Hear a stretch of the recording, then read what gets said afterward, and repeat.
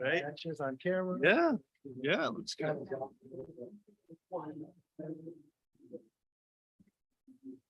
Solo. Or today. No. I'd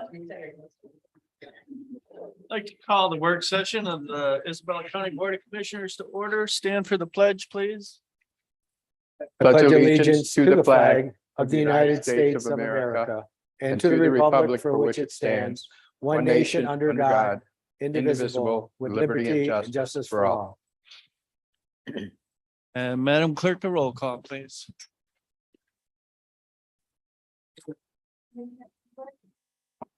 Commissioner Delzinski, Here. Commissioner Marino. Commissioner Here. Commissioner Horton. Here. Here. Except for Commissioner Engler. Thank you, Madam Clerk. And Commissioner Engler did inform us that he is busy farming, taking advantage of this weather this afternoon, so. Next up will be approval of the agenda. We'll start out with general public comment. We have no presentations and special reports. Under appointments to boards and commissions, we have one resignation. And that brings us down to committee reports, Finance and Administration Committee. Finance and Administration Committee is all set, Mr. Chairman. Thank you. And Human Resources and Public Works Committee. Human Resources and Public Works Committee is all set, Mr. Chairman. I jumped ahead a little bit. Yes, to you guys. Criminal Justice and County Affairs Committee. Criminal Justice and County Affairs Committee is all set, Mr. Chair. Thank you. And that would bring us down to Intergovernmental Affairs. Commissioner Marino, do we have any intergovernmental affairs tonight? Not at this time, Mr. Chair. Thank you. We have no administrator controller issues. No unfinished business, no new business. We'll have another opportunity for general public comment towards the end of the meeting. And then announcements from the commissioners, and then we'll consider going into a closed session to discuss collective bargaining strategies. So with that, is there a motion to approve the agenda? So move. Support. Moved and supported. All those in favor say aye. Aye. Aye. You have an agenda. And that brings us to general public comments. Anyone for general public comment? Yep, if you would step up to the podium, sir. And sign your name and address. That's fine. Yep, go ahead and sign in.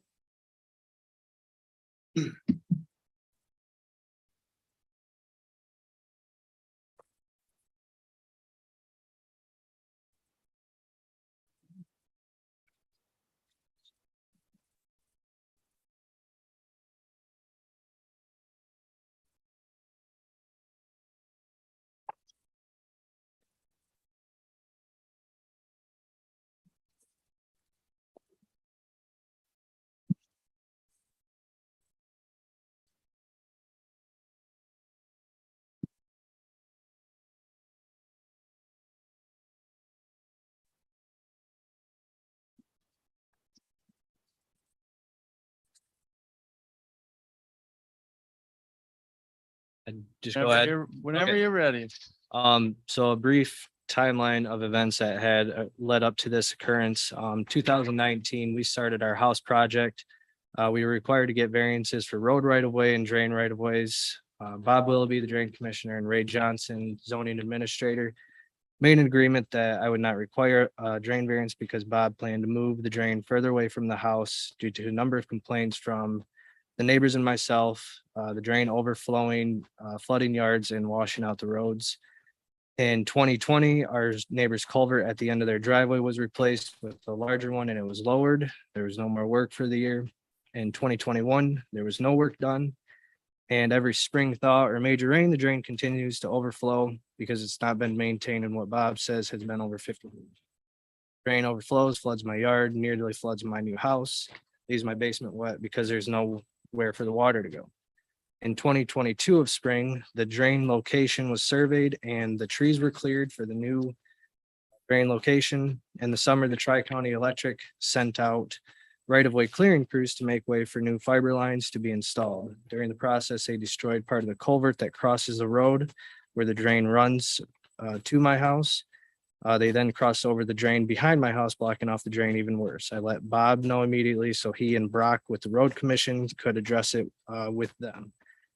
During the past 3 years, I've made multiple calls to Bob and Brock, and I repeatedly have gotten the same answer. They claim they'll be there 2 or 3 weeks, or it'll be done before winter. So I wait 2 or 3 weeks, they don't show up. I reach out again, receive the same runaround. Brock has stated he had 21 days to do his part of the project for his misdig permit, and nothing's been done. After the most recent damage to the drain, multiple calls to Bob in Tri-County, Bob finally met with me and the right-of-way clearing crew manager to address the new damage to the drain. Bob chose to handle this interaction in a very unprofessional manner. He became agitated, cursed at me, lit a cigarette, got in his truck, demanded to see the rest of the drain damage, went down to look at the crushed road culvert where he continued to talk down to me, remained agitated. I finally told him I was done talking to him and didn't appreciate how he was conducting himself, swearing at me. He fired up his truck and left. As a taxpayer, the lack of progress on this project and lack of communication is unacceptable. I've received nothing but a runaround and have been pushed to the side for the past 3 years as if my problem doesn't matter. As a commission professional myself who deals with people one-on-one, I am disappointed in how I was treated by an Isabella County public official. I would not have a job if I treated or spoke to somebody the way that Bob Willoughby did to me yesterday. I also feel that at the completion of this job, a third party should audit all expenses that will be charged to the tax bill for the people on this drain. After witnessing such unprofessionalism, I have serious questions about the integrity of this project moving forward. I feel he could easily upcharge the actual cost of the project or halt the project altogether in a retaliation for me speaking out. Bob always brings up justification for how big our tax bill will be and how he's allowed $5,000 per mile of the drain for maintenance. If that's the case, $5,000 should be deducted from the 2021 budget allotment when no work was done, even though it was promised. Furthermore, I believe that it should be taken into consideration that no work, upkeep, or regular preventative maintenance has been done in 50 years to this drain. Again, my ultimate concern is flood damage to my house. If there are further delays in fixing this issue and it causes flood damage to my home, it will raise questions of negligence on behalf of the Isabella County. Thank you for your time. Mr. McDaniel, this telephone number that you have listed on the complaint form, can I reach you there? That's my cell phone, yes. Okay, all right. See what we can find out. Thank you. Thank you. Anyone else for general public comment? Bill, is there anyone online? One person I don't know. Okay. Okay. All right, then we will move on. We have no presentations and special reports. Appointments to boards and commissions. We have one resignation. Consider accepting with regret the resignation of Erica Hopcraft from the Isabella County Human Rights Committee effective immediately. So we'll be considering that this evening. And that brings us down to committee reports, Finance Administration Committee. Thank you, Mr. Chairman. First up, consider ratifying and placing on file the October 14th, 2022 invoice list in the amount of $236,343.84. The October 21st, 2022 invoice list in the amount of $887,535.60. And the adjustment list dated October 27th, 2022. As commissioners, we receive these invoice lists weekly as they come out. We also had a chance to discuss the 14th and the 21st invoice list in committee. Nothing was found out of the ordinary in committee, at least the two commissioners that were in attendance and the one who was looking over everyone's shoulder on Zoom, like myself, looking over in the shoulder because I was not able to attend. In the first one, October 14th, we had the usual and customary ones that we've seen before. We had some bills from our attorneys. Then we also had some stuff that was been approved through Procom for central dispatch. Register of Deeds had some stuff again that's been we've talked about. And then, of course, with the court childcare, some of the special youth services bills that we see. And then in the October 21st invoice list, again, usual and customary, nothing really out of the ordinary that we have not seen before. Obviously, there was quite a large one for over $500,000. That was for the drains. We're used to seeing some large dollar amounts for the drains, but again, that is really not out of the ordinary. Sheriff had some stuff with Procom and also something for canine unit equipment, which we have discussed in the past. So that was that. And then on the adjustment list, the standard Gordon Foods, because we pay early and it gets added to the adjustment list that way. So commissioners, do you have any questions or concerns in regards to these invoice lists and the adjustment list? Okay, hearing and seeing none, Mr. Chairman, that will move forward to tonight's meeting.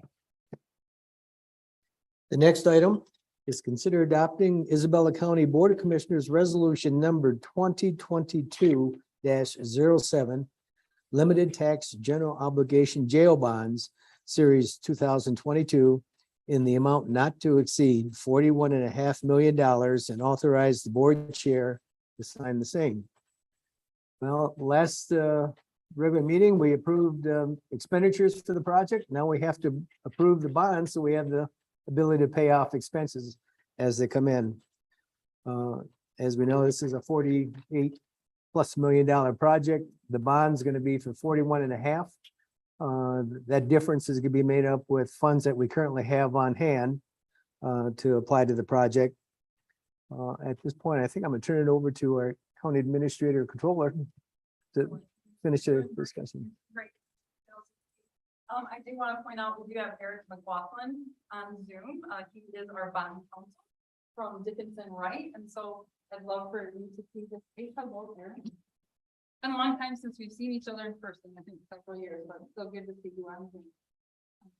Eric is the one that prepared the resolution that is in your packet. Very necessary. It spells out a lot of things. Most importantly to us, I think, was the 41.5 million. It spells out that it's locked in at 2.125% at a term of 40 years. So that's probably one of the most important things I see in this resolution. It also spells out what we're going to do with money, right? Construct that new the sheriff's office and jail facilities, correctional facilities in the township. We are no longer demolishing the existing facilities in the city of Mount Pleasant. So we figure out what we're going to do with those facilities. And then also in this resolution talks about paying back that bond anticipation loan that we had borrowed against the project. So, and already have paid some of those project expenses from. With that, I would say, Eric, do you have anything that you would like to point out or add in addition to that? Thank you, Nicole. You did a great job covering all the highlights of the resolution. The bonds will be sold on a taxable basis to the United States of America through its Rural Development Loan Program. And it'll be sold at an interest rate of 2.125%, which is considerably lower than market rates at this time. I think in the past, we may have had a discussion about taxable bonds versus tax exempt bonds. These are taxable because they're being sold to the United States. There's no need for them to be tax exempt. And again, because the rate is lower than market rates already. So you're already getting the best rate that's available to you at the time. So I'm expecting a smooth closing process. And I think that should do it. Are there any questions about the bond or the bond resolution? The only question I have is, I see they're not, and I asked this at committee, and I was assured that there shouldn't be a problem, but these are not municipal bonds, so they're not they're taxable, the interest to the people that purchase the bonds. I don't know what current interest rates are, but do you anticipate any difficulty in selling or getting the bonds for that amount? Absolutely not. These bonds aren't going to be sold on the public market, so we don't have any of those typical concerns when you're going to the market, whether you're worried about whether you'll be able to find a market and sell to investors at a particular rate. These will be sold to the United States of America through its Rural Development Loan Program at 2.125%. There isn't going to be any trouble selling the bonds through the program. It's already in the process, and rural development is expecting it. We just have to get through the authorization and documentation process. And if you recall, back in 2021, the board already adopted a resolution approving a notice of intent and directed its publication. That was published in February of 2021. The referendum period that was required to expire before the county acquired the authority to issue the bonds, that expired on March 24th, 21. So you already have the necessary state law authority to adopt this bond resolution, proceed to issue the bonds, and sell them to the United States Department of Agriculture through its Rural Development Program. Are there other comments or questions? I would just set the expectation and point out, I think it was the day or the day after committee, USDA also sent a bond resolution for us to adopt. And Eric has reviewed that, but because it didn't come to committee, I wanted it to go next round. I didn't want to surprise you with a second resolution tonight. So you will see yet another resolution next round in committees. And That's correct, Nicole. And rural development refers to their particular form of resolution as a loan resolution. It's a couple of pages long with a third page certification on it. That will all be once the board adopts that at the next meeting, the certification will be filled out at the closing table. It's just a form document that rural development includes in every single one of its financings, but it has no legal bearing from bond counsel's perspective. It's a document to satisfy some of the requirements for rural development on its side of the ledger. they have a number of those, I'm finding, a number of those documents to satisfy their process. Yes. So we'll have a lot more. And I should point out, the resolution before you does give your pre-authorization to chairman to execute documents on the closing, chairman and clerk and treasurer, I believe. 15, 14. Chairperson of the board, county treasurer, the county clerk, the county administrator, controller, and all other officials of the county authorized to do all things necessary to effectuate the sale, issuance, delivery, transfer, and exchange of the bonds in accordance with this resolution. So whenever we do set that closing date, there's going to be a lot of things to sign that day that aren't necessarily brought before you, but they are vetted through the USDA, vetted through our bond counsel and our financial advisor. And I just want to point out, you're giving pre-authorization essentially to us to execute those and make it happen. The only other question, I guess since we have a resolution, when we get to the regular meeting, will somebody have to read that multi-page resolution to put it in on the record? I don't know, bond Thinking counsel. of rotation, I think to be the, Engler's not here right now, so he's first Only up. if you'd like to. so. If there are no other questions or comments, we'll move this then to our meeting tonight. Thank you, Eric. Next up, Thank you. personal evaluation of the administrator controller discussion. We had discussed this in committee. This is in our bylaws, the annual renew of the county administrator controller. And what you have in front of us, the commissioners received today was a performance appraisal. And in my recollection, what we've done in the past as commissioners is we filled these out and then we sent these in to our attorney. And she compiled them and put a list together. And I believe the administrator controller herself will have a chance to respond to the performance appraisal, basically appraise herself and how she's doing. And one of the other things we have to discuss, A, if we want to go ahead and do this, B, the timeline involved, and see how it's to be reported, if it is, if it's internal or how it's to be reported. So my preference in committee is I have got 2 months left. And I would personally like to be involved in this. I think as kind of a new commissioner come on board, at least there will be one new commissioner that we know of. Having a new commissioner come on board and give Nicole, an appraisal, I think would be unfair to the person. So in that regards, I'd like to see if we can get this done before the end of the year. So that's my opinion. I think it's, I think it's important that we do that. So commissioners, Nicole, is there anything you'd like to add, the process and how the process is to be done? But I think we've done that in the past. I think that is exactly how it was done in the past, and I think to allow the attorney time to compile, if that's what you're going to do. I would suggest maybe having them do 2 weeks from today, November 15th, to the attorney. Mhm. That way she has time on her end to compile and get back with us for a Certainly. report out in December. probably. Are the commissioners okay with that? Yeah. Commissioner Jazinski. So, this is a question on process. Again, I see there's some questions here that our administrative controller will need to complete. Does administrative controller complete the question, evaluation? Then that's the instrument that we receive to do our own evaluation, or I think in the past it was done separate.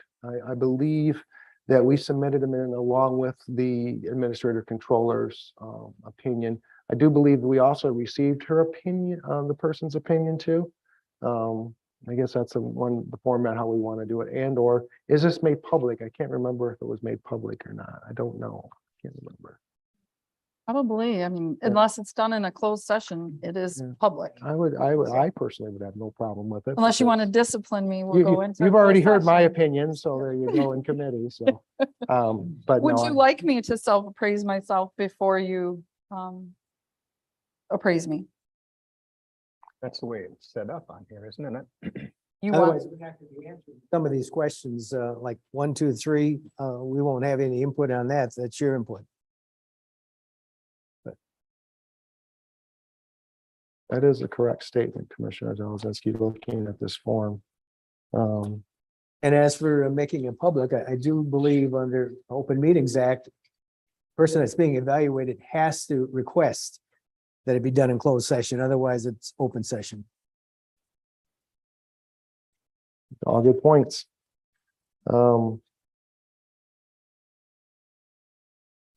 I would think that then whatever form we agree upon, I think one, maybe we can set in accordance to that, we will agree to do this. And maybe look at the form in committee, or you want to just put together a form and send that out? What is your thoughts on that, Administrator? if you're agreeable to this, I think then this is the form we fill out with. Yeah, because I think we can do, as far as everything goes, I think you guys would just maybe skip those first 4 unless it struck you to write something in there. yeah, no, Mhm.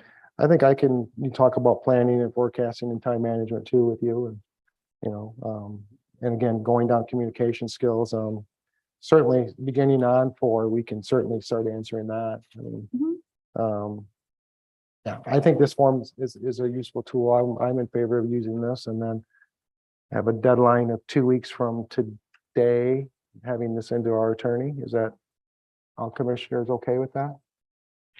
Yeah, okay. I think that's what we'll do then. We won't, this is just a discussion item, but it seems to be consensus, so we'll do that then. Excellent. And we will send out an email then to verify that process and send you an electronic copy of the evaluation. Now, is that something we can fill out electronically, or can we? I believe it is a fillable form. Perfect, Mhm. okay. If not, I bet we can make it a fillable form. Good. Okay, any other comments on this for Commissioner, Chairperson Hope? Yeah, it certainly makes sense to get this done this year. It'd be the end of your contract year and you'll start a new contract year in January, so. And we'll do it with the existing board that we have right now, so. All good comments, makes a lot of sense. And you're gonna fill out the form first and then we'll see your completed form when we do our. If you would like me to do that, I certainly can. I think so. I don't know what everyone else's thoughts on that are, but I think that certainly helps. That would, the only concern, not a concern, but I guess if we're having a discussion on that, that would require Nicole or Administrator Controller to speed it up, as we say. Because if we gave ourselves a 2-week deadline, but we want her information first, I believe, and again, I'm going off memory here, which would scare everybody, but is that I believe it was done separately in the past. I don't think we saw her until the end, not just because that might skew our evaluation. Oh, I would try. Yes. That's what I would use it Um, for. Yeah, absolutely. So I would think that we have her do hers as a self-performance, but we're actually the ones that praising her for that. So, and then if there's large, vast differences, then I think that may be something we can discuss. Perfect. So that would be my thought, Chairman Hope, just as a I point of think discussion. especially on that third page, there's a box with specific action, and then we're commenting on specific actions. We don't know. Yeah. Hmm. It's filled out. And also, I think there's 2 number 4s on this. One on the first page. Yeah, there is. Or is Yeah, that that is just a different. continuation? No, you are Yes, it correct. is. They have different There are 2 number 4s. 4B, Ah, 4A, apparently. Okay. We can change that. So you think in the past, these weren't things that you wrote down that the commissioners would like to see? You think? Commissioner Moreno, in the past, didn't, I thought these were done separately. I thought the administrator controller did hers separately than what we did. We sent ours in and she sent hers and they were compiled and then we were informed of the results. But I can't, again, it's, yeah. The only issue I see is the 4B where you would be filling out the SMART initiatives and if we were to be making comments on that. Maybe we look then at S4B as part of our discussion after we get all the Okay. information. We'll leave that blank. As a result of our evaluation, if there is anything, we incorporate that into 4B. I mean, Mhm. Yeah, and this is the first time I've right. seen the Those would form, be, so those would be great tasks. that's, going that's why I forward. have discussion because, you know, because I'm Yeah. just winging. That's that why one. you do it every year, right? Right. So we. So, Commissioner Jazinski. So I've got hearing aids on and don't always hear everything, the whole discussion, but I'm thinking it's important that those things that are very specific to the administrative controller gets information down here so we know. But I don't think the administrator controller has to self-evaluate on question number 4 right away unless she wants to. But there's questions early and questions late that would be good information to have. I would As think we do too our that number evaluation. 4 could be involved in, if we do see issues or differences, that's where they're addressed is in number 4 here. Because it says specific action measurement agreed, realistic and timing. Those are things that if we find her she's deficient, and she thinks she's doing great, or vice versa, she thinks she's efficient, we think she's doing great, or we can address that. I mean, if it's across the board, everybody agrees, and you know, there's nothing for specific action, but you know, I can't think of any, well, I just did an example, but I think that's 4B would be used after the fact as part of our meeting and discussion, unless it's in closed session, but and 4A would be part of our evaluation process. So, I don't know, that's anybody, My experience with these interviews, I've done them many times over the years, is that the person that's being evaluated, I think they eat humble pie and they always lower evaluation than they actually get from the body that's doing the evaluation. So no, and that's a good point. And that's a good point. That's so if we do, you know, we can certainly, if she gives, again, I'm not going to speak for administrator controller, but you know, if there is something that she finds as a deficiency and we agree with her, then we can come upon, you know, an issue, how not corrective action, but it talks about specific, like a plan, the SMART plan or whatever it is. So just as a useful tool, Commissioner The Moreno. only thing I can remember is we got an email to us and then we submitted it back. Maybe Bonnie can help us. There we go. We will be talking to her later. Yeah, I guess we preface this starting off, I think it's a good idea that it's done. I think it's good that we do it this year with this board and that we come up with a format that, why this is, I think this is a workable format. We may tweak it for future years, but it's important that this board does this. Okay. I'd agree with that 100%. And as both these commissioners pointed out, it is in our bylaws that we do this every year. We haven't always followed that. So we should. Anything else, commissioners? Okay, that will then, we had our discussion, and with that, Mr. Chairman, completes the work of the Finance and Administration Committee. Thank you, gentlemen. And that brings us down to Criminal Justice and County Affairs Committee. All right, first item, consider approving the Coronavirus Emergency Supplemental Funding, CESF 2021-020 grant contract extension between Michigan State Police and Isabella County Prosecuting Attorney's Office through September 30th, 2023.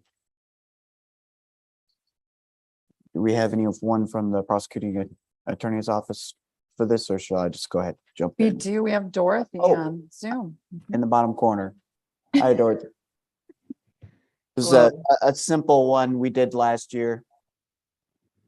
Extending it again. Do you have any comments you'd like to bring to the commissioners? Really, it is just an extension of the existing grant, and we have monies available. So to extend it just allows us to continue to employ 2 employees on a temporary basis. So we'd appreciate if we could extend that and keep them employed through September. Mhm. We extended this in 2021 to September, and we're going to extend it to 2023 here again, so we can utilize those funds. Are there any questions? To reiterate what Bonnie told us. No? Okay, we'll move that forward to the regular session. Thank you, Bonnie, being Thank with you. us.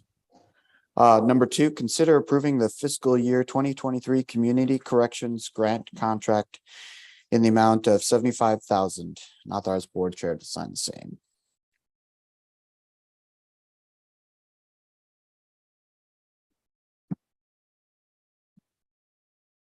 All right, Carrie Curtis and Andrew Foster, and are we at the 1-year anniversary yet? Not yet. I know one day I'm gonna ask and be like, oh, that was last week. Please go ahead and fill some on this yearly update on the grant. The grant is largely the same as it was last year. We've moved some utilizations up and down just based on what we saw last year. It's a little bit more money. It's 75,000 as opposed to 68 last year. Now, this year we're getting paid for pretrial assessments or the pre-arraignment assessments that I'm doing.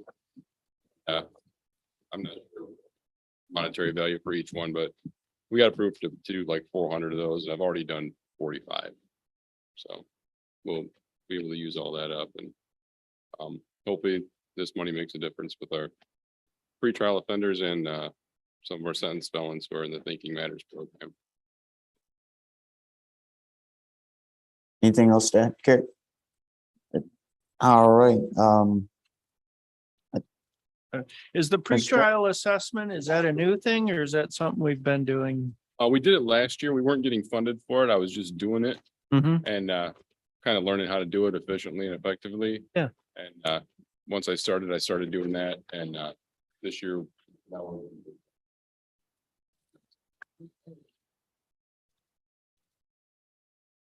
Any further questions, commissioners? No? Okay, we'll move this forward to tonight's regular session. Thank you, Andrew.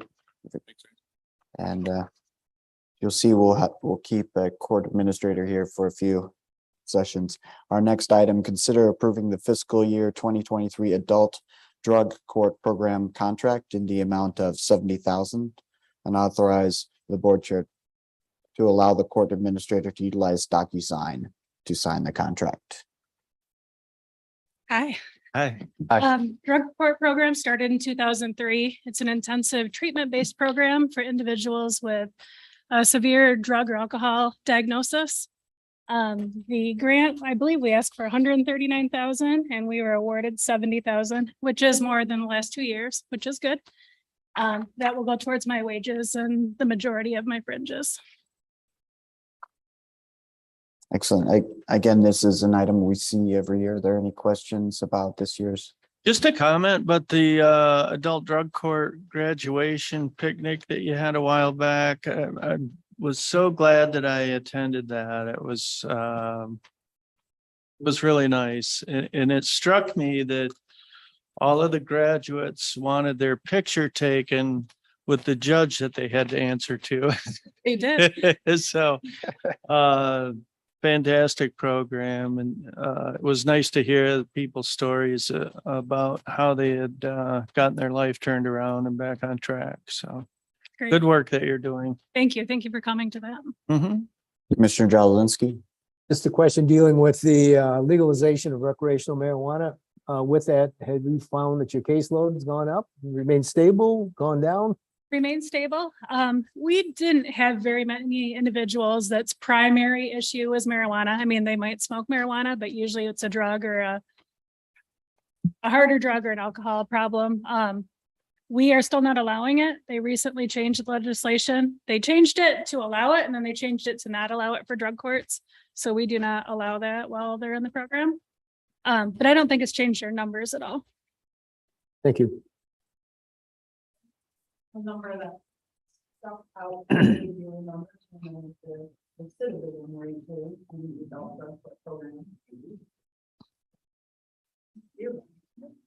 Wow, that's great.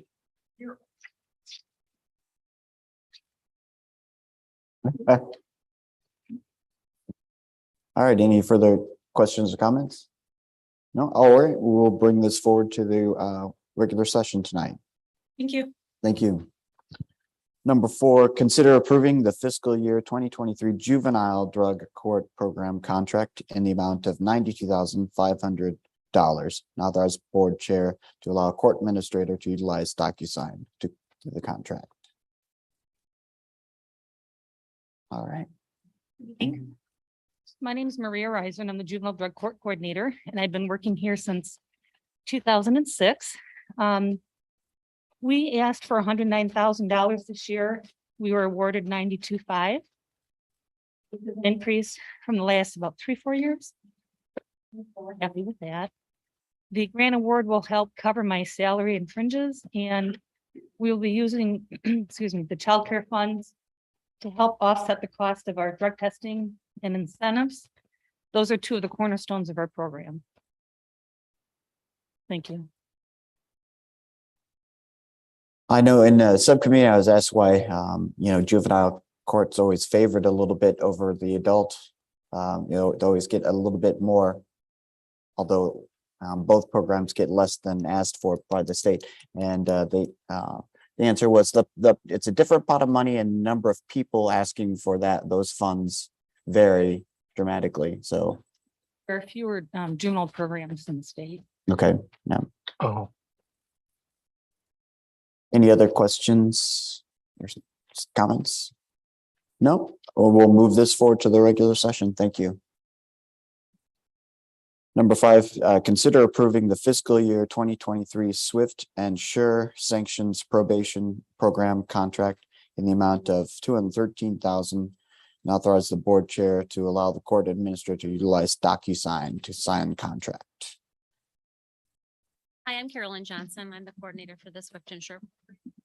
I'm happy to say that we received $213,000, which is what we requested for this year.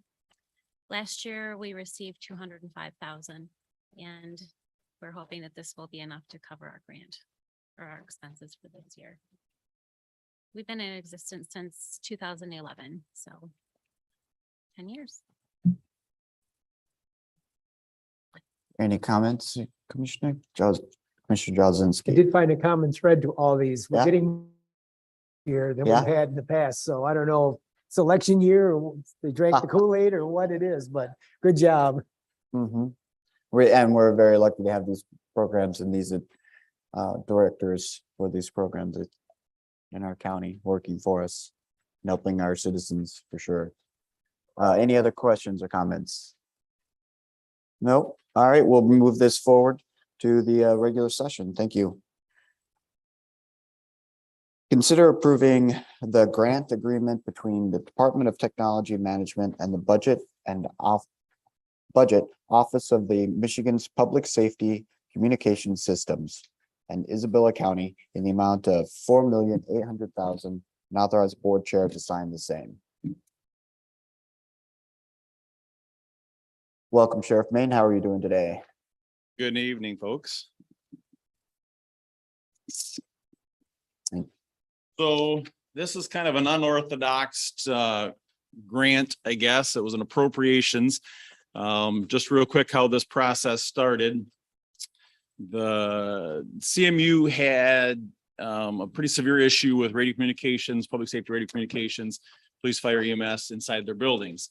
It's been going on for some time. They've been struggling to work a path to fix it. They were able to put a test site up there for a short time and it worked very well. So they knew they kind of wanted to get a tower onto their building someplace. I got invited into the conversation about a year ago.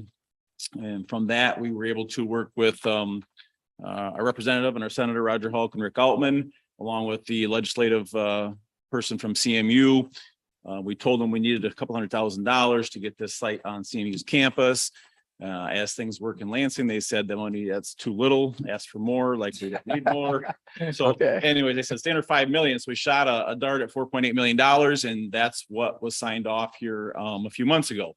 So that's a good thing. That's tax dollars that, you know, we've paid in coming back to our community. So with that amount of money, we have been discussing what can we do to really shore this up. Our current path right now looks like we're looking at a new tower.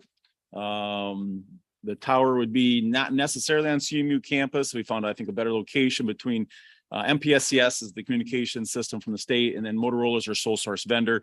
So we basically told MPSCS, the state, this is what we want to accomplish. We want to accomplish from Union Township all the way to the tribal entities, the gaming units, their government buildings. We want to cover it because they're all kind of the big box stores, the heavy construction struggle. So with that being said, they gave that information to Motorola. Motorola's built some models, and they think they found a site that we're looking at. And in fact, next week, we're going to speak with all the public safety chiefs that are involved, the police chiefs, EMS, and all the police chiefs, and kind of give them a presentation on this. If we agree to that, and I think probably it is a good location. It looks like their maps, they have a algorithm that designs a map that shows the penetration of buildings and heavy constructions. It looks like it's pretty good. We probably will move with that site. This first part of this contract that's setting here is the grant money, basically, that the county needs to agree to. There were two options in the grant. We could pay all the bills in advance for $4.8 million, and then the state would reimburse us, or the state could pay the bills directly to Motorola and with a dual signature sign off. So basically milestones, big parts of the project would come to my desk. I would agree, yes, that widget and gadget was purchased. We have that. I sign off. It goes back to the state. They make the payment to Motorola. Kind of double layers that I think if we go to the county, just creates more work for Nicole's office. And I think we're going to have a good check and balance system to move forward. So I've been recently told there's more documents coming on this project, which doesn't surprise me for $5 million, right? Between Motorola and the state, again, for certain things that are coming up. But this is the first stage to say, yes, we agree, we'll take the money and we're going to do this project. So we're hoping to offset this tower issue, penetrate the buildings very well. Part of it is the Shepherd School District. We want to make sure that that building is covered, because that's one last thing in the east part of the county.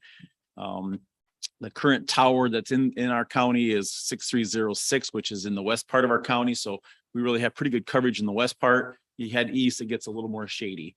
So if we can fix that in the east, we'll have it both sides. We'll cover the heavy construction in Shepherd with some things called BDAs or bidirectional antennas, probably, which will get good coverage in that building. If there's funds left over, our phase 3, if you will, we really would like to refresh all the police fire, all the police portables and mobiles. We've had them for 10, 15 years. They're coming to the point where they're not going to start servicing them anymore. And we have an encryption issue that we can't do encryption with some of our partners now because these radios aren't capable. So a mouthful, but basically at this stage of the game, we just need to agree that we're going to accept the $4.8 million and do this project. Like I said, there'll be some more documents, sounds like, coming soon about exactly where and how and what, and the engineering stuff's all being done on the back end right now. Commissioner Marino, sorry. I'm glad to hear about this, Sheriff, and it seems to me that it proves that government works sometimes, and you got more than you even thought you were going to get. And right? it is, and in retrospect, of course, you just try to get what you need at the time, right? But this really will help. Like the biggest load is Union Township, the city of Mount Pleasant, CMU, and the tribe. That's if we're gonna have issues on a mass scale, it's probably between that area, right? So this money really will go to a good thing. And it's not only for us, it's all the fire departments now. We're headed that, the east side of the fire departments are almost all on it. All of our EMS folks are on it. So having good communications and interoperability is imperative to mitigating disasters. And this is going to go a long ways. So we're gonna make sure we got our stuff right, and we're gonna fix this problem in our county. Commissioner Jalazinski. I have two questions. Yes, sir. First one is, I know I go to the township meetings in my district, there's 4 townships, and they're all kind of struggling financially to get these new 800 megahertz radios to get on the system.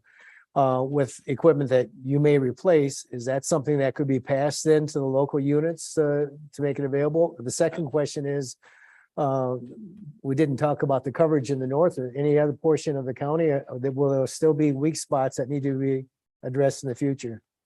So the first question, that was our thought process, that we would hand down these radios to fire, whoever needed it, even though some Parks and Recs conversations or, command and control for road commissions and things in emergencies. So there's a lot of talk where them radios could go, and there's a lot of radios that will be handing down. So that is definitely our plan. The second part, as far as the north, we have a Claire Tower and a Midland Tower that kind of covers that northeast section.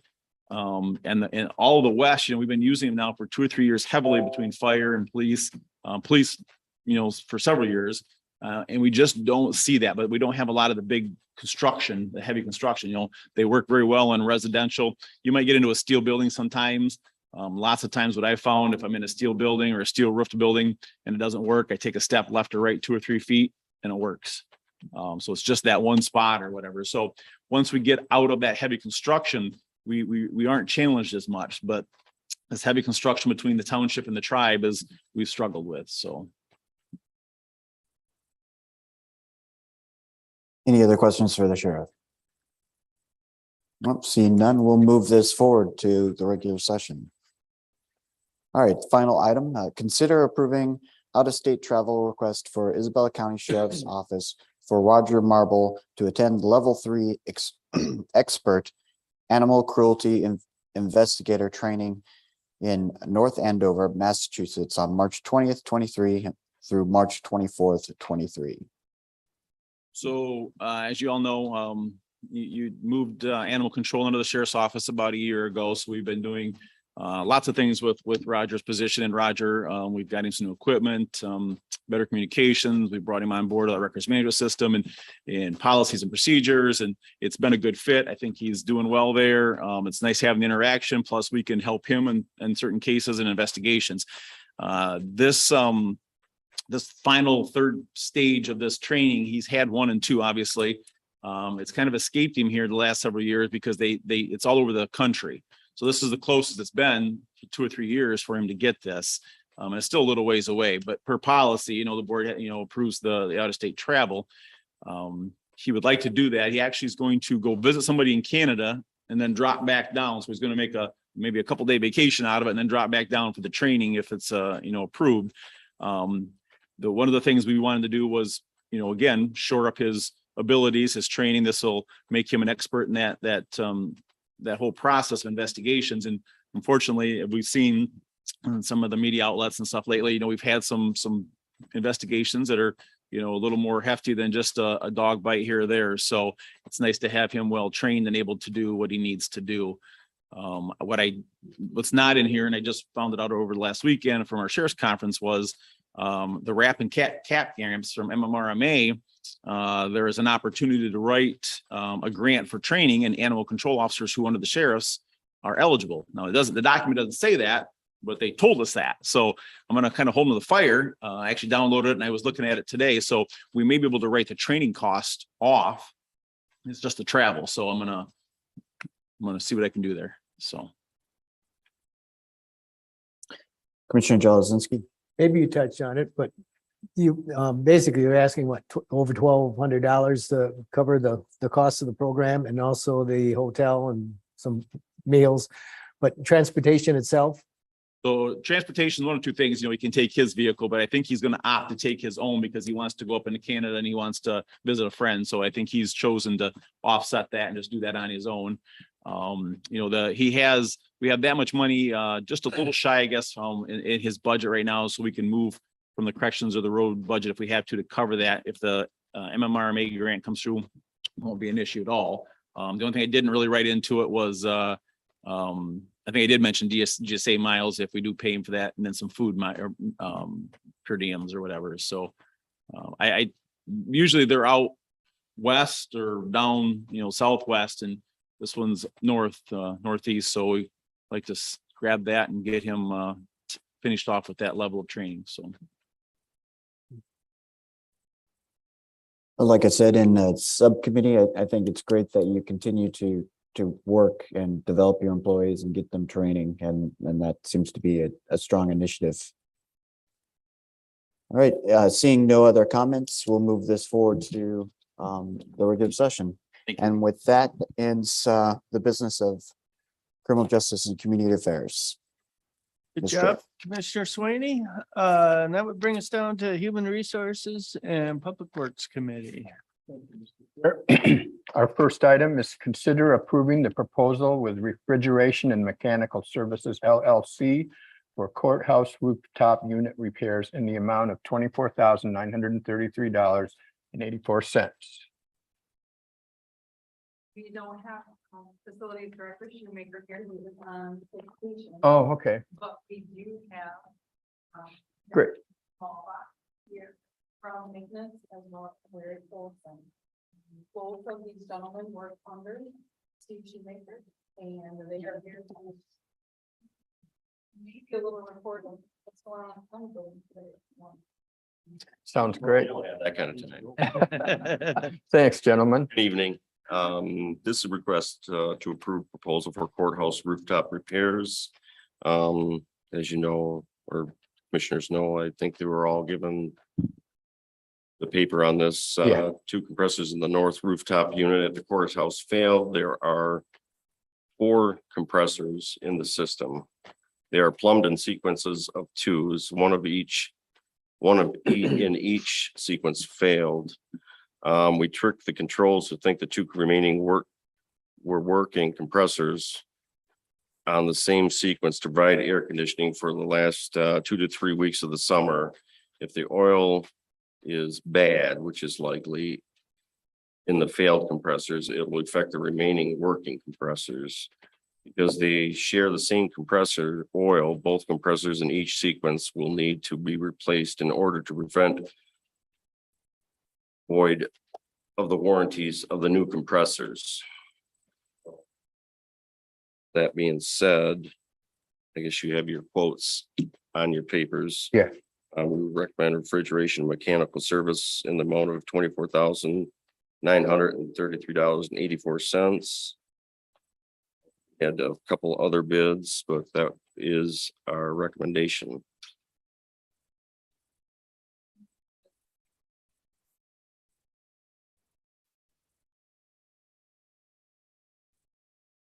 I think Steve forwarded you the rest of the bids, everybody. Mhm. You should all have that in the staff report.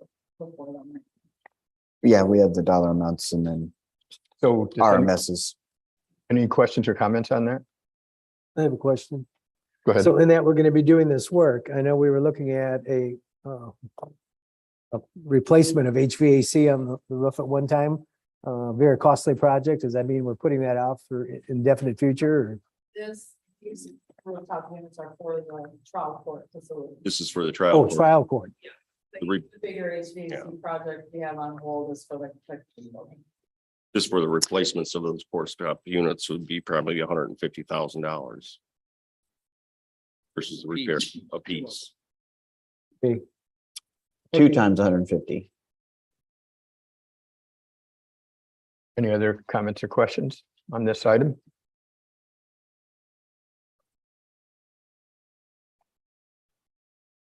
Gentlemen. Thank you. Thank you.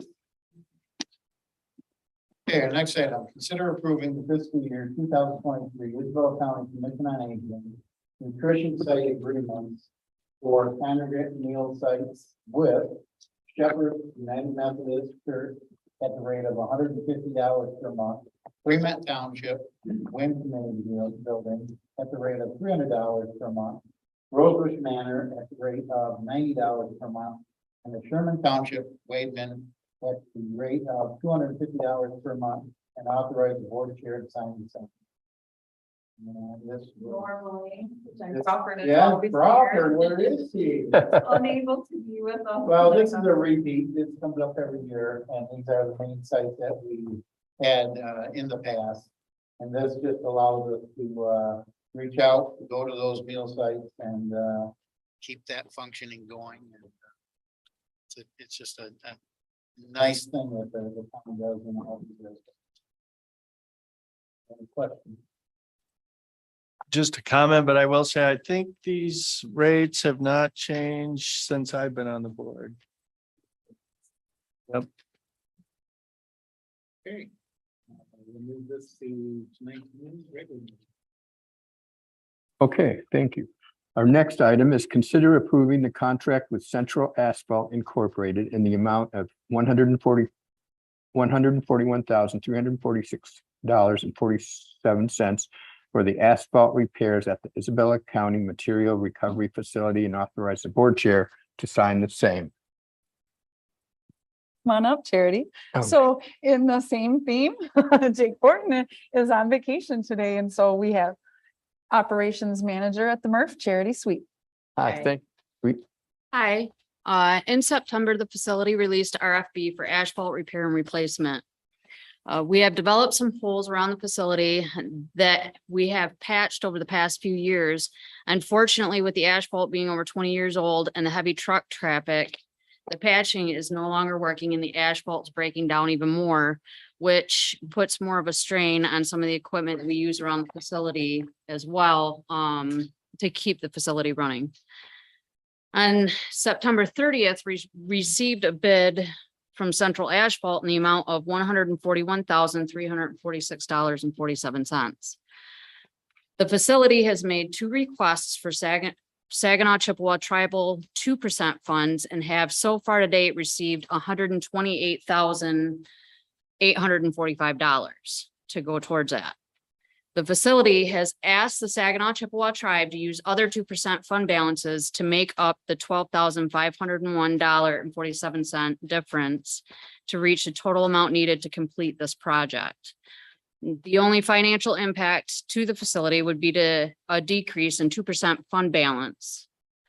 Our recommendations are to approve the Central Asphalt contract with the facility for a total cost of the $141,000 or $141,346.47. And ask the board chair to sign the same. anyone have any questions or comments for our guest? Go ahead. I visited in Murph today and I dropped into a hole. Lucky I had my 4-wheel drive pickup. So I know. A lot of traffic out there today, very busy. A lot today, yeah. Yep. Go ahead. Just real quick. Commissioner Harden. What is it life expectancy once this has been done in heavy traffic? Project 5 years, 10 years on a project like this? I don't know the answer to that, but I could get that answer for you. I do know that the asphalt that's at that facility has been there since inception of the facility. So About 30 we're years or talking something? like, how long? About 30 years or something? Yeah, yeah, it's been a long time.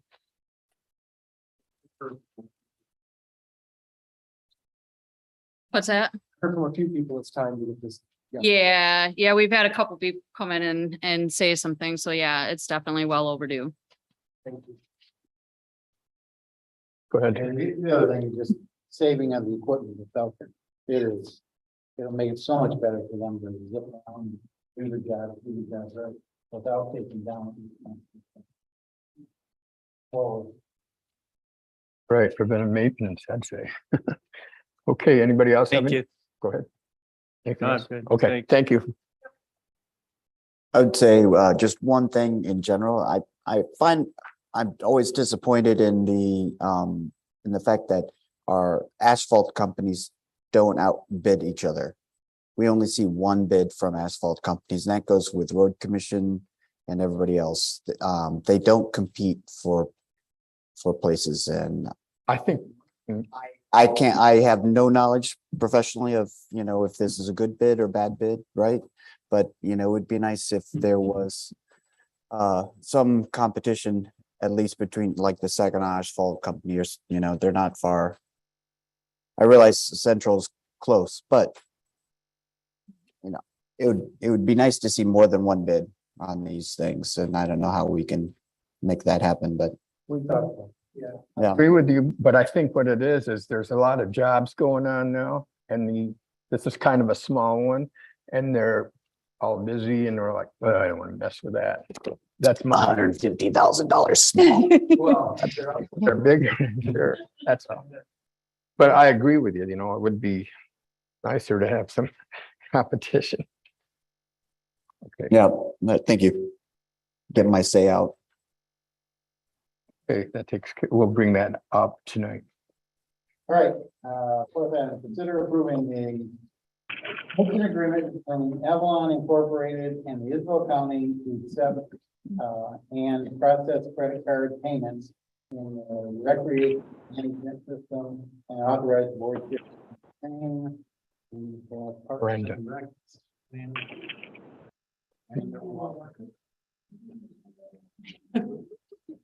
We wanted to get right here so we can move this along.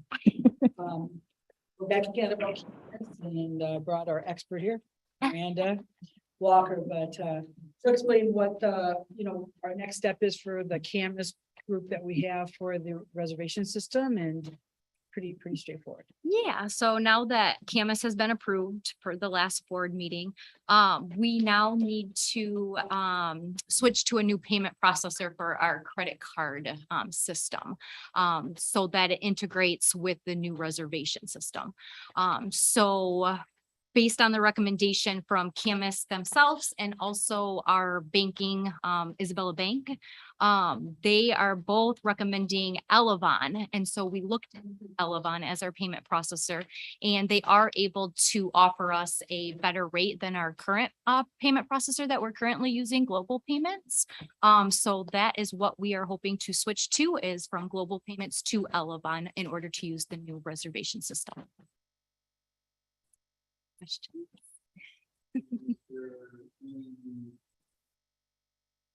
Notice that we've got to give to mobile. Oh, yes, we will need to provide a 60-day notice to stop using Global Payments. Good question. I didn't hear the answer to that. Oh, yes. So for Global Payments, which we currently use, we do need to provide a 60-day notice to cancel with them. My question is, in regards to fees attached, what is the county paying per transaction fee? What is the percent? So with Global Payments, currently we're paying 0.20% plus 10 cents a transaction. Plus, we're paying all the interchange fees as well. That's how we're set up currently. So it's not a flat fee. We're also paying all the fees that Visa, MasterCard, and Discover are also putting on that transaction as well. And then with Elevon, the rate would be 0.10% and 10 cents a transaction. That money gets per transaction goes into the bank account, or the total at the end of the day? How does that ACH in? Yes, so when, so anytime a transaction is done through the system, the Elevon company will take the percentage out, and then they will, deposit the remaining amount into our Isabella Bank account. So it will be done as one, like a daily lump sum amount, or not? Probably not on. Monthly. Monthly? Yes, Okay. they do it monthly. Mhm. I'm sorry, let me go back to that. We get a statement monthly, but they do it per day. Per day, yeah. So yes, Like batches. exactly, batches, correct. Yep, I think they like do it at like 7 o'clock at night, and they run the batch, and then that's when it's deposited. County, is that factored in as a cost of doing business for the county, or is it, or is someone going to be charged? Is someone who's using the system being charged? That is a part of like the next Next recommendation. Nice segue. Yeah. Long to wait. Well, also state though, outside of the local contract, pretty very standard. Credit card contract, we have no changes on that. The only difference was the charges that Miranda just explained, so. There was no issue at all with the contract.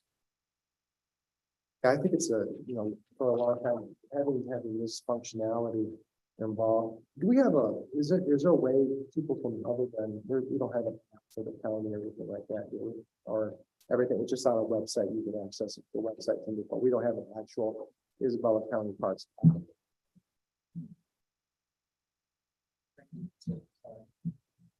The only other thing that I brought up during the asking the work and doing business, American Express, I would say more than what.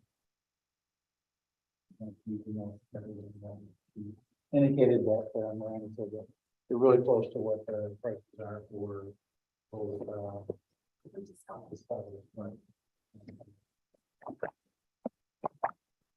Any other questions? We'll move that forward to tonight's meeting. Okay, we've got our last item now. Consider approving the process fee of $5 for each individual item reserved on the Parks Online Recreation Management System effective November 1st, 2022. We talked briefly about this at the last meeting, that this was going to be coming before you all, after MS agreement was approved, and I think Miranda's doing a great job explaining things, so we'll just pass this under that. Sure. Well, just, yeah, this one's.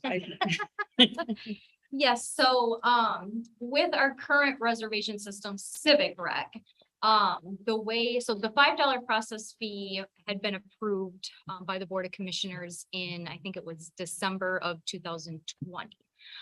The way that the $5 process fee was being used with Civic Rec was on a cart basis. So if, for instance, if somebody reserved campsite 1 and campsite 2 together in the same cart, then they would only be charged one $5 process fee. With the structure of the new system, Camus, and also to help cover the cost of both the reservation system and credit card fees, we are hoping to change that to a per item basis. So meaning if you reserve campsite 1 and campsite 2, then you would be charged $5 for campsite 1 and $5 for campsite 2. So then 10 for the entire cart. So that is what we were hoping in order to offset the costs of both the online reservation system and The Camus system cannot do it on a cart basis. Is that correct? I mean, I think that was, they can do it per item, and that's how they're set up, like for the state campgrounds. Yeah.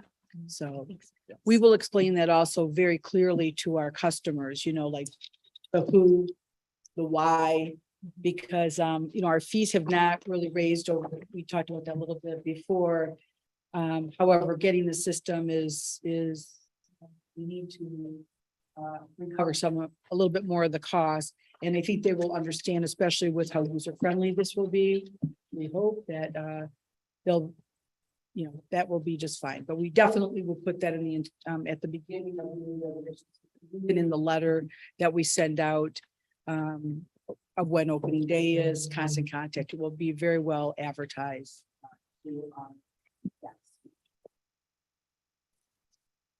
And because Camus is servicing the state park reservations, Yeah, they are. lots of people will be familiar with that process, right?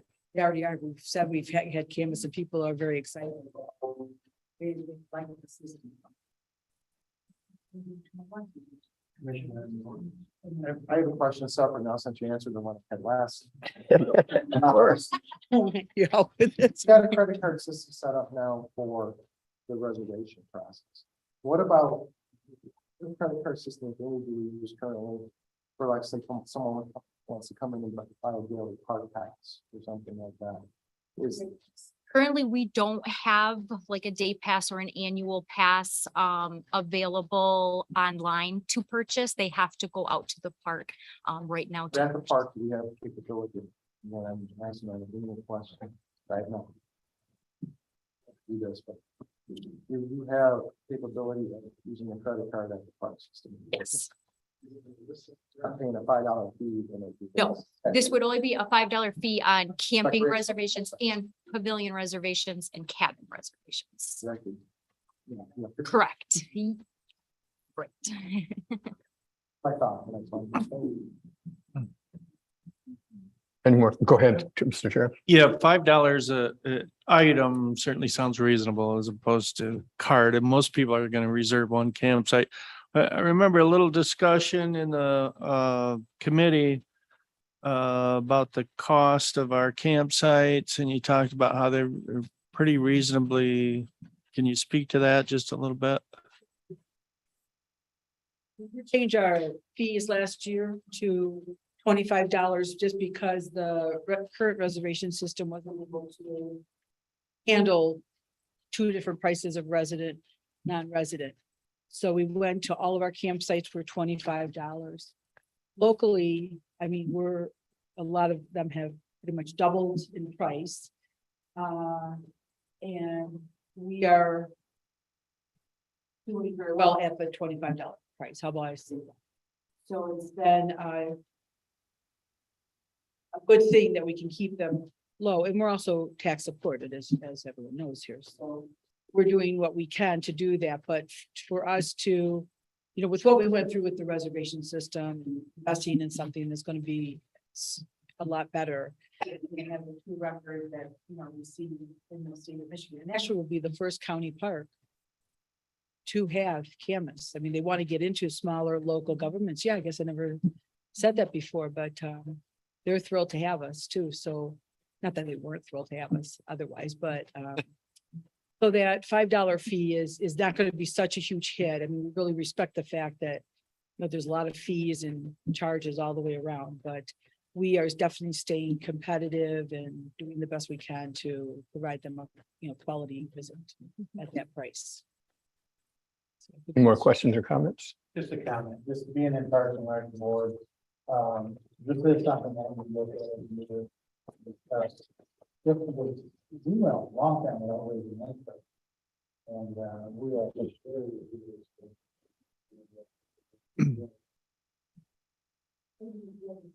Was passed unanimously too, you know, we it's in the report that the Parks Board, you know, recommends this in all the fees that we do. So always a good discussion about them, and, you know, we've never really had a mixed vote on it.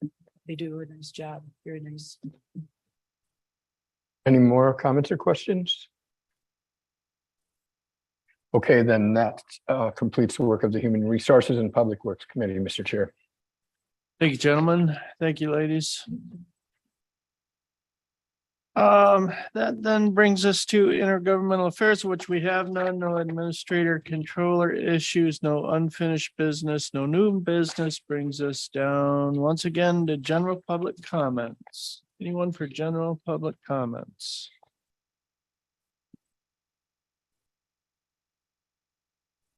Being no one for general public comment, announcements, commissioners, any announcements? this, CCW out to Bill City at the Knights of Columbus is having their annual turkey dinner.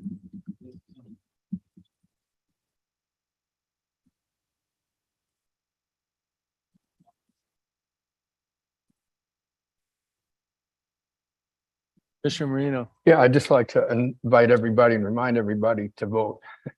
Very important. Very good. Commissioners, any other announcements? All right, seeing none. Now I would entertain a motion to go into closed session. So moved, Jelazinski. Been moved and supported. Madam Clerk, a roll call, please. Commissioner Jelazinski, Yes. Commissioner Horton, Yes. Commissioner Marino, Yes. Commissioner Swaney, Yes. Commissioner Hutchinson, Yes. Commissioner Hope. Yes, 6 ayes, 0 nays. Motion passed, Mr. Chairman. thank you, Madam Clerk. Who moved that to go into closed session? Who made the motion? Jelazinski. And it was supported Kent by, Marino. thank you. I do think it is, actually, before you do, Michelle, I think it is important that we're supposed to state the The next reason question was we gonna be, go into closed session. That's why it's in the motion. So I just want to point out it is to discuss collective bargaining agreement strategy. Do these you can microphones move get turned us. off now? Cole, do you want the time on these? Yes. Okay, please and thank you.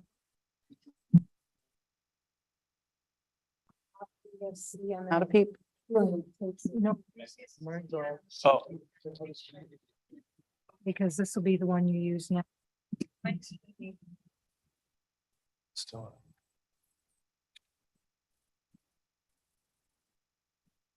I feel like I'm a Jerry, in honor of Jerry Lee Lewis. Well, I No, put I'm kidding. 514. Since he passed away Perfect. last week. That's when the vote was taken. Okay. Yep. In fact, I had 513 and changed it to 14 Oh, because okay. it changed to 14 when they took the vote. All right. Bonnie, we're just making sure that our room is ready. So we see you out there. You are muted right now. And I know Bonnie is joining us from her vehicle.